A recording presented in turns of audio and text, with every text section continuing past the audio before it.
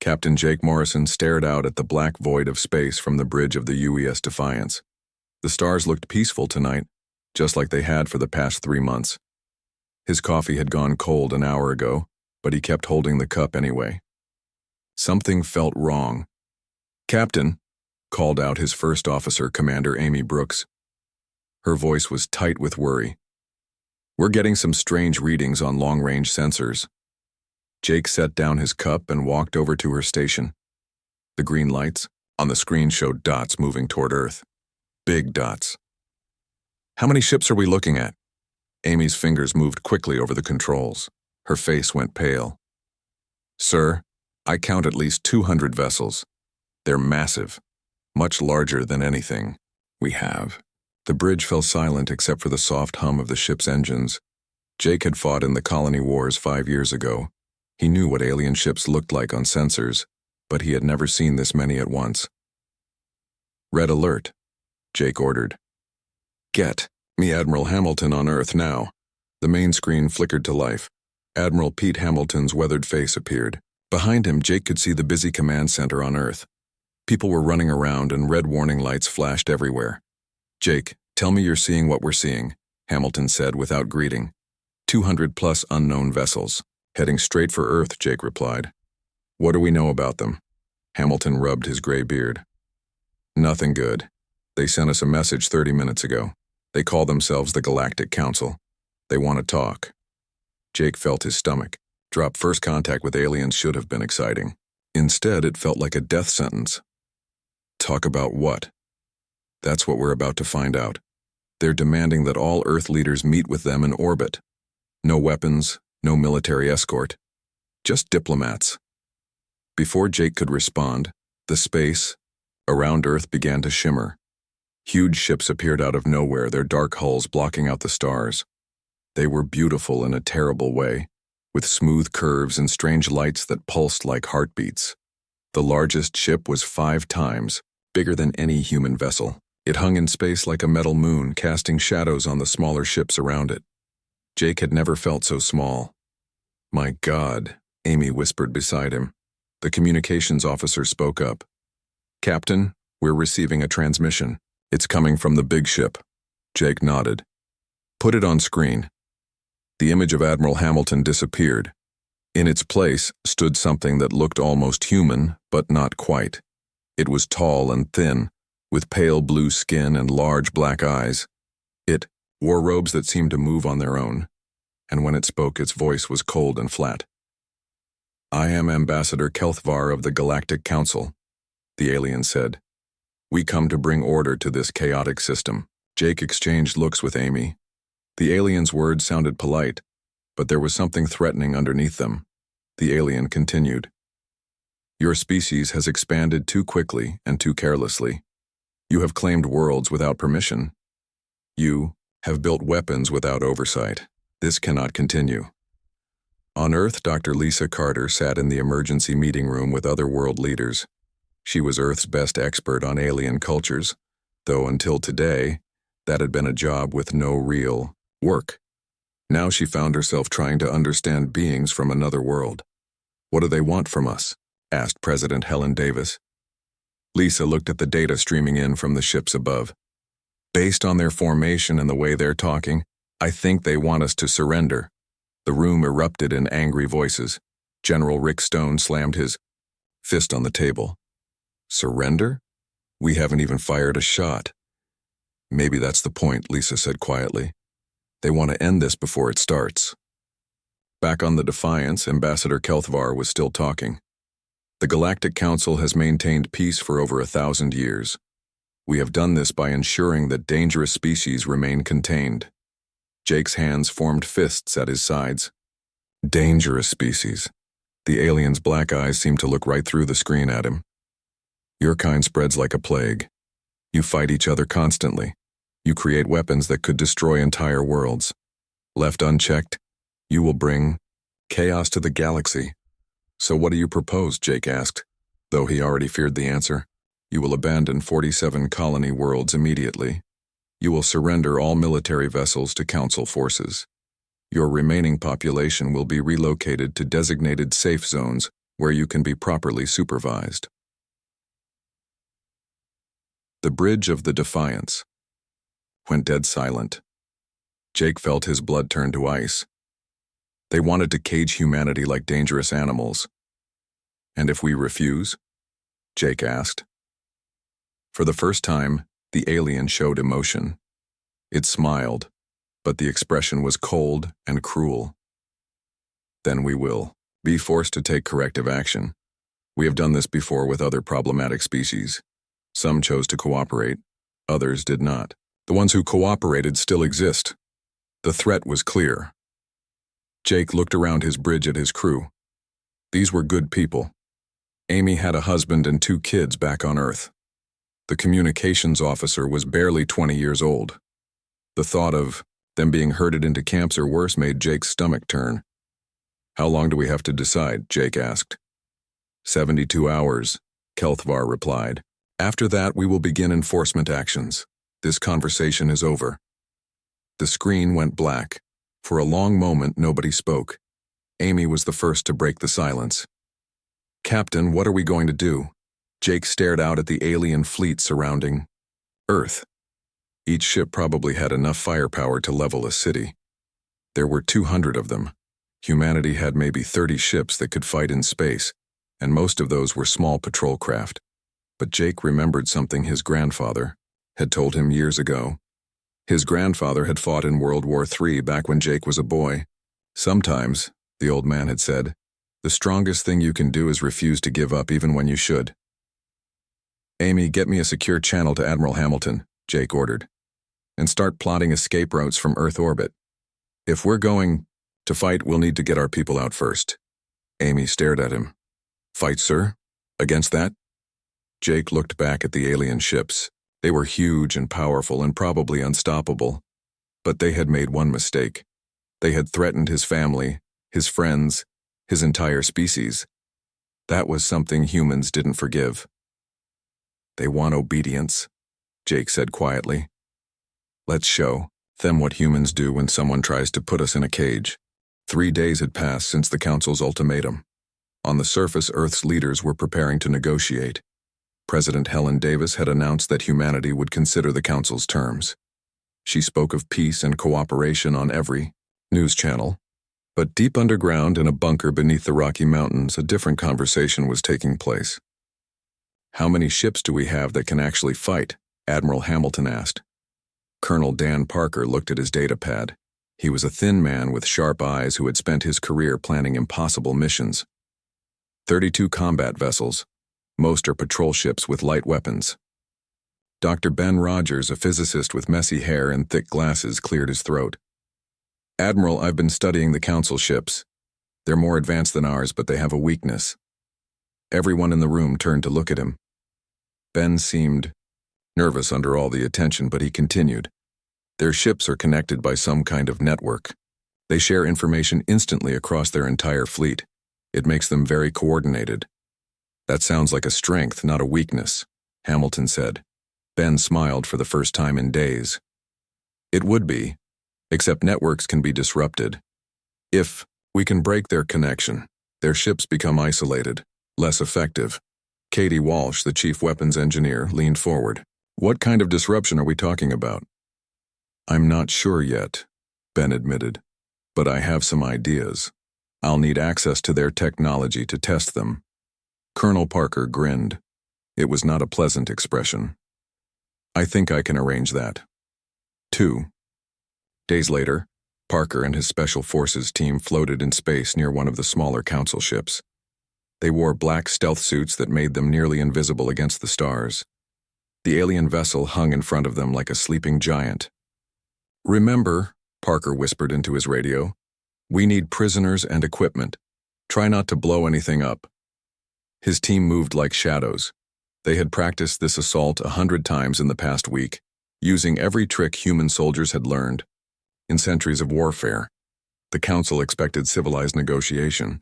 They were about to get something very different. The aliens never saw them coming. Parker's team cut through the ship's hull using plasma torches. The metal peeled away like paper. Inside, the ship was filled with strange blue light and humming. Sounds.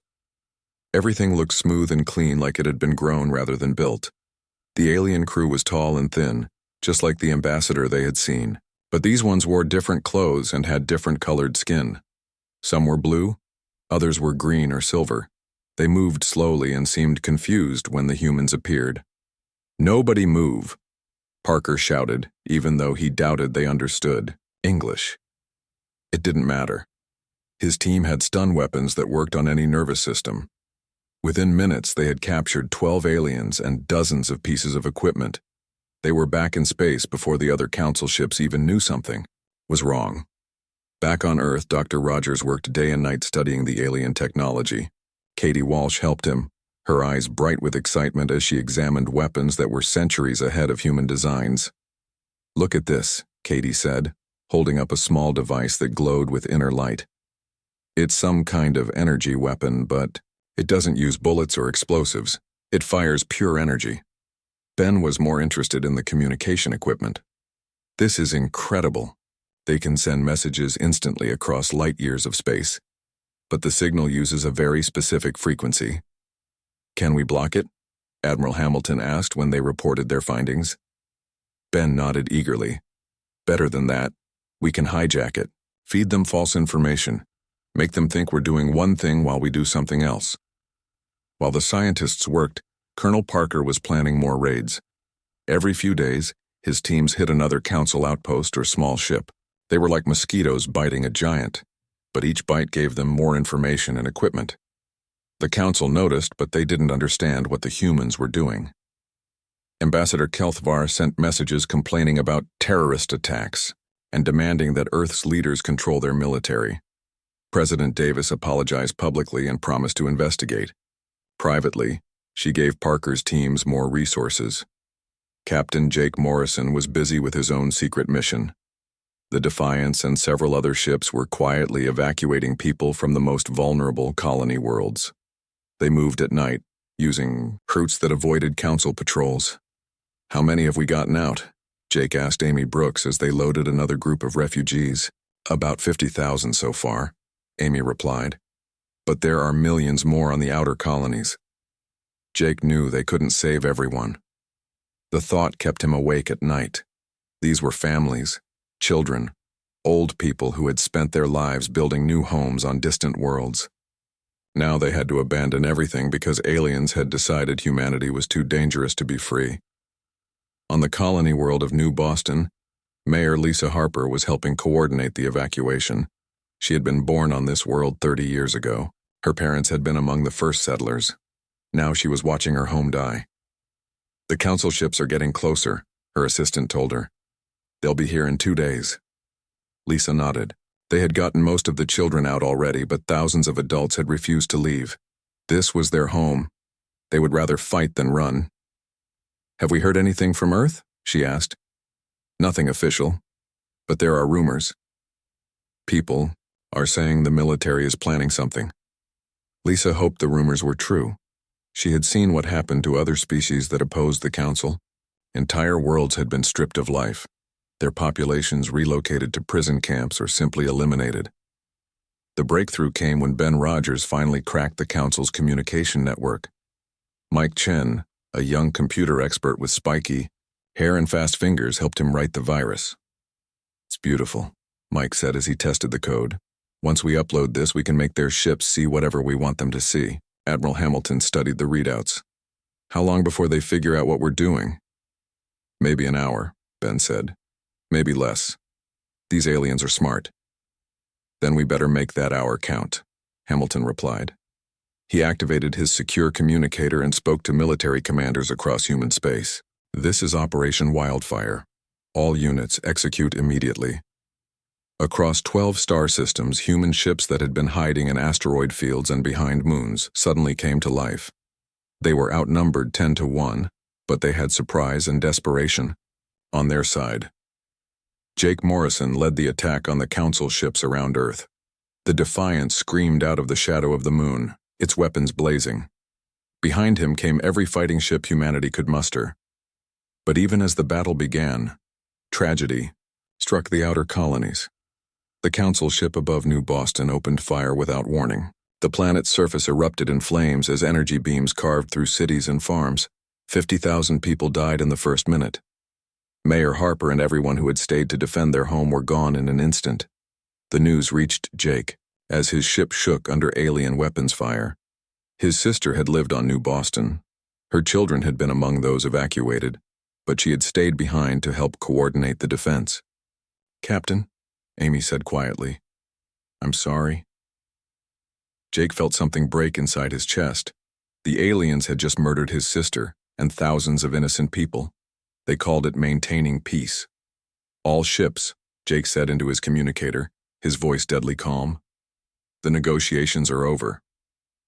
The war began with fire. Human ships struck at 12 different star systems at the same time. The Council had expected negotiations. Instead, they got plasma torpedoes and laser fire from directions they never thought to watch. Captain Sue Kelly flew her new stealth fighter through the middle of a Council battle formation. Her ship was small and fast, covered in special paint that made it nearly invisible to alien sensors. Around her, 5 other human pilots did the same thing. "Remember," Sue said into her radio, "hit the command ships first. Without coordination, they're just big targets." Her fighter screamed past a massive Council cruiser. She fired 3 missiles at its bridge section, then rolled away as return fire lit up the space where she had been. The missiles exploded in bright flashes, and the alien ship began to drift. "Good hit, Sue," came another pilot's voice. "Their formation is breaking up." The Council ships were confused. They were used to fighting enemies who faced them directly, ship against ship in orderly lines. Human fighters that appeared from nowhere, struck hard, and vanished again, were something they had never encountered. On the ground, General Rick Stone was teaching the aliens about human warfare in a different way. His soldiers had been hiding on Colony World Delta 7 when Council forces landed to occupy it. The aliens expected the humans to surrender or run. Instead, they got ambushed. "Hit them now," Stone whispered into his communicator. Explosions erupted all around the alien landing zone. Human soldiers appeared from tunnels, bunkers, and hidden positions. They used weapons captured from Council raids and homemade bombs, built from mining equipment. The alien soldiers were tall and elegant with armor that gleamed like mirrors. They moved in perfect formations and used tactics that had worked for 1,000 years. But they had never fought humans before. Stone's soldiers fought like devils. They hid in the shadows and struck without warning. They booby-trapped buildings and turned every street into a killing ground. When the aliens advanced, humans fell back. When the aliens retreated, humans followed and attacked again. "These creatures fight without honor," one alien commander transmitted to his superiors. "They do not follow the rules of civilized warfare." General Stone heard the transmission through their hacked communication network. He smiled grimly. Honor doesn't stop bullets. In space, Mike Chen was fighting his own kind of war. He sat in a room filled with computer screens, his fingers dancing over keyboards as he fed false information into the Council's network. "What? Are you telling them now?" asked Dr. Rogers, who was working beside him. "I'm making their sensors show human ships where there aren't any," Mike replied. "Half their fleet is chasing ghosts while our real ships hit their supply lines." It was working. Council ships were firing at empty space while human vessels destroyed their fuel depots and weapon stores. The aliens' superior technology was useless when they couldn't trust what their instruments told them. But the humans were paying a price too. Captain Jake Morrison watched from the bridge of the Defiance as another human ship exploded under alien fire. The UES Liberty had held the line for 10 minutes against 5 Council cruisers before her hull cracked and her reactor went critical. "That's 8 ships we've lost today," Amy Brooks reported. Her voice was steady, but Jake could see the pain in her eyes. Jake nodded. They had started the war with 32 combat ships. Now they were down to 24. But they had destroyed or disabled over 60 Council vessels. For humans, that was a good trade. "Status report from all fronts," Jake ordered. The reports came in from across human space. On Colony World Bravo 3, Colonel Parker's Special Forces had captured an entire Council supply depot. On New California, human pilots were using captured alien fighters against their former owners. On the mining world of Kepler-7, civilians were building improvised weapons from industrial equipment. But the biggest victory came from Dr. Carter, who had been studying the captured alien prisoners.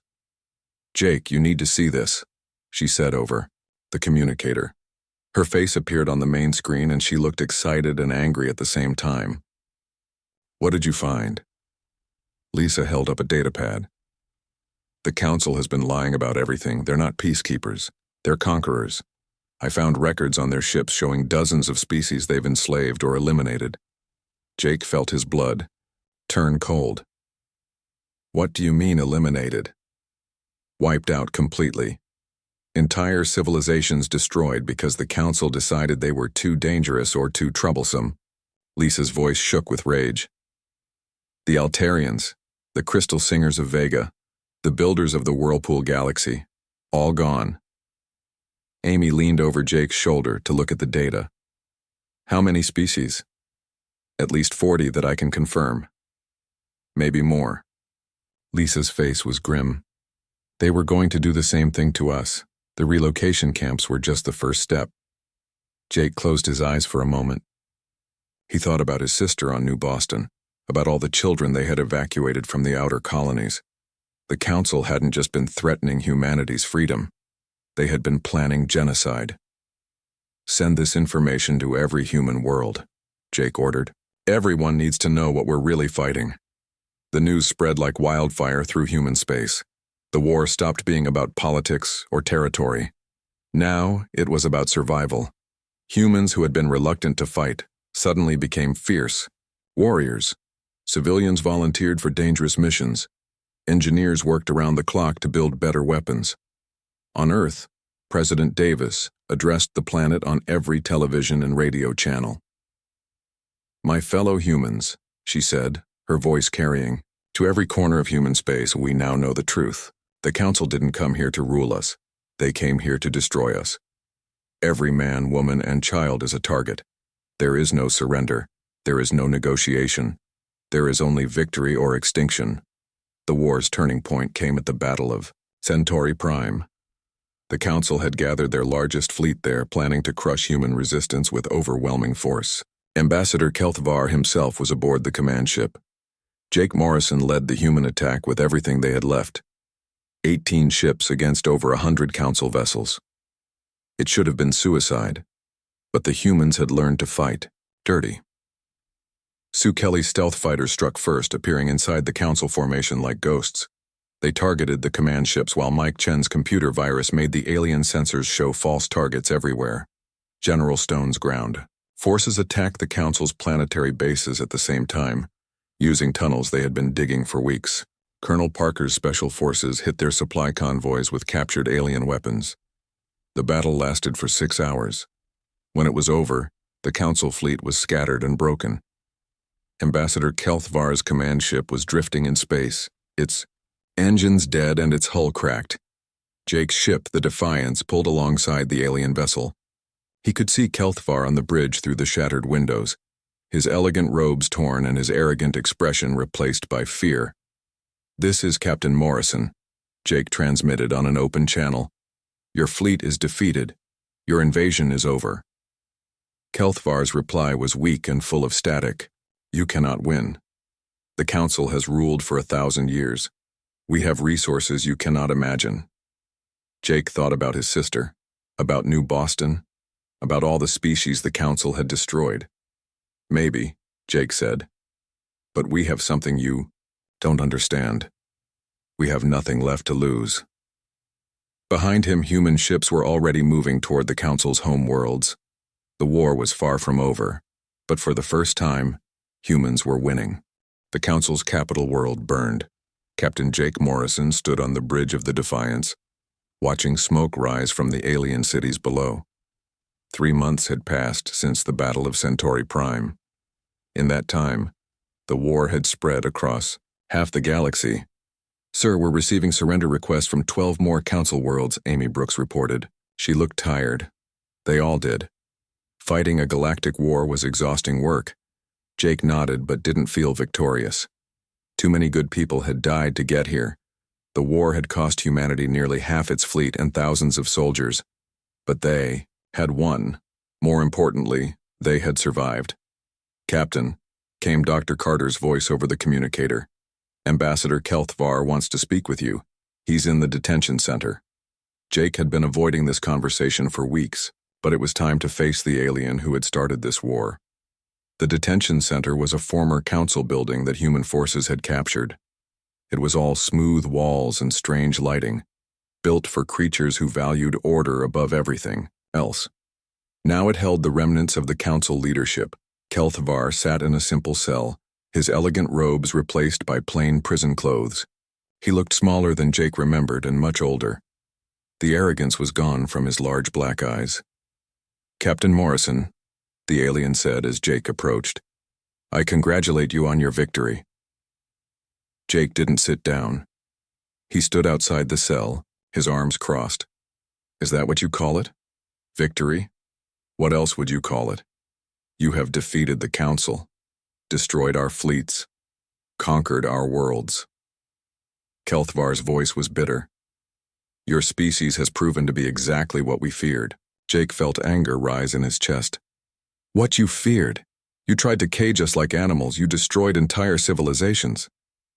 We maintained order." Kelthvar stood up, some of his old fire returning. "For 1,000 years the galaxy was peaceful, under council rule. Now look what you have done. War everywhere. Chaos spreading from system to system." Jake stared at the alien through the transparent wall. "You call slavery peace?" Kelthvar was quiet for a long moment. When he spoke again, his voice was softer. "Perhaps, but it was stable, predictable, safe." "Safe for who?" Jake asked. "The 40 species you eliminated? The billions of beings you relocated to camps?" The alien's shoulders slumped. "You do not understand. Some species are too dangerous to be free. We learned this through painful experience. The Altarians were warriors who conquered everything they touched. The Crystal Singers could destroy planets with their voices. We did what was necessary." Jake shook his head. "You did what was easy. Instead of finding ways to live together, you just removed anyone who might cause problems." "And what will you do now?" Kelthvar asked. "You humans are more dangerous than any species we have encountered. Will you become the new council?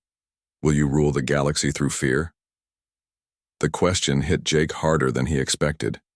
Across human space, other species were looking to Earth for leadership. The freed slaves wanted protection. The former council worlds needed new governments. Everyone expected humanity to take charge. President Davis was struggling with the same question back on Earth. She sat in her office, surrounded by reports from across the galaxy. Ambassador John Wright, Earth's new diplomatic chief, sat across from her desk. "The Vegan colonies want to join the Human Alliance," John reported. "So do the mining worlds of the Kepler sector. That makes 67 star systems asking for our protection." Helen rubbed her temples. She had not slept well in months. "What about the former council species? The ones who were part of the original empire?" Mixed reactions. Some are asking for mercy.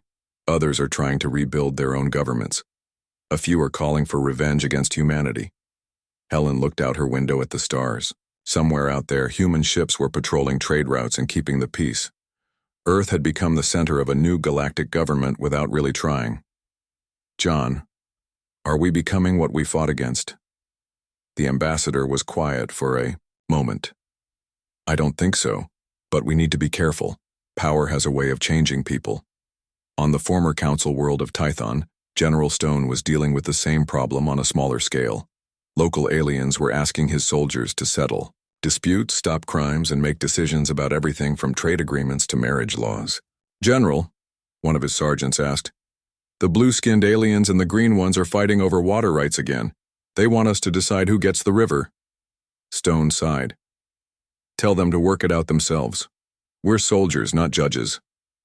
"They say they can't agree. They want human authority to settle it." This was happening everywhere. For 1,000 years, the council had made all the decisions. Now that they were gone, billions of beings didn't know how to govern themselves. The answer came from an unexpected source. Dr. Carter had been studying the records from Council worlds, learning about the species they had freed. She found something that changed everything. "Jake, you need to see this," she said over the communicator. Her voice was excited. Jake was in his quarters, trying to write a letter to his sister's children. They were safe on Earth now, but they would grow up without their mother because of this war. He put down his pen and answered the call. "What did you find?" Lisa's face appeared on the screen. Behind her, Jake could see shelves full of alien artifacts and data crystals. "I've been studying the pre-council records from the library world of Sanctus. Jake, these species weren't always dependent on the council." "What do you mean?" "Before the council conquered them, they had their own governments, their own ways of solving problems. Some of them were actually pretty good at it." Lisa held up a data crystal. "The Vegans had a democracy that lasted for centuries. The Kepler miners had a council system where every world got equal representation." Jake felt something click in his mind. They forgot how to govern themselves. Exactly. The council took over so completely that entire generations grew up never making their own decisions. But the knowledge is still there, buried in their histories. Within a week, Jake was presenting the idea to President Davis and the other human leaders. Instead of ruling the galaxy, humanity would help other species remember how to rule themselves. "We establish a new alliance," Jake explained. "Not an empire where one species controls everyone else. A real alliance where every world gets a voice." Ambassador Wright leaned forward. "How do we make sure it doesn't turn into another council?" "Rules," President Davis said. "Clear limits on what the alliance can do. No species can be forced to join. No species can be eliminated for being different.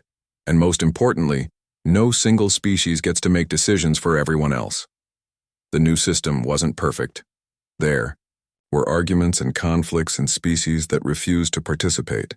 Some worlds tried to restart old wars. Others wanted to return to council rule, but it worked better than anyone expected. Jake Morrison retired from the military 2 years after. The war ended. He moved to New Boston, which had been rebuilt by volunteers from dozens of species. He spent his days helping run a school for children from across the galaxy. Sometimes he thought about Ambassador Kelthavar's question. Had humanity become what they fought against? Looking at his classroom full of human, alien, and hybrid children all learning together, Jake thought they had found a different path. The council had demanded obedience and received fire. Now, from those ashes, something better was growing.